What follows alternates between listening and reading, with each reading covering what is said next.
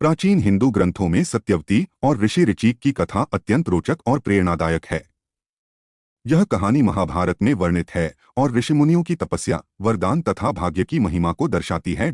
सत्यवती एक राजा गाधी की पुत्री थीं, जो बहुत ही सुंदर, बुद्धिमान और धर्मपरायण थीं। जब उनका विवाह योग्य समय आया, तो ऋषि ऋचिक उनके पास विवाह का प्रस्ताव लेकर आए। ऋषि ऋचिक एक महान तपस्वी और तेजस्वी ब्राह्मण थे। हालांकि राजा गाधी ने अपनी पुत्री का विवाह ऋषि से कराने में संकोच किया, लेकिन ऋषि ऋचिक के अनुरोध पर उन्होंने एक कठिन शर्त रखी। उन्होंने ऋषि से कहा कि यदि वे 1000 सफेद घोड़े लाकर उन्हें भेंट करें, तो वे अपनी पुत्री का विवाह उनसे कर देंगे। ऋषि ऋचिक ने अपनी तपस्या के बल पर यह असंभव सी लगने वाली शर्त पूरी कर दी और 1000 दिव्य सफेद घोड़े राजा गाधी को अर्पित किए।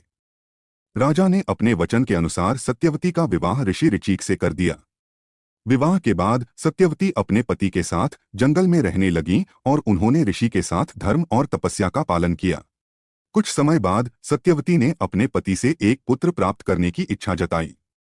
ऋषि ऋचिक ने अपनी तपस्या से एक विशेष प्रसाद चरु तैयार किया, जिससे सत्यवती और उनकी माता को पुत्र प्राप्ति का आशीर्वाद मिल सकता था।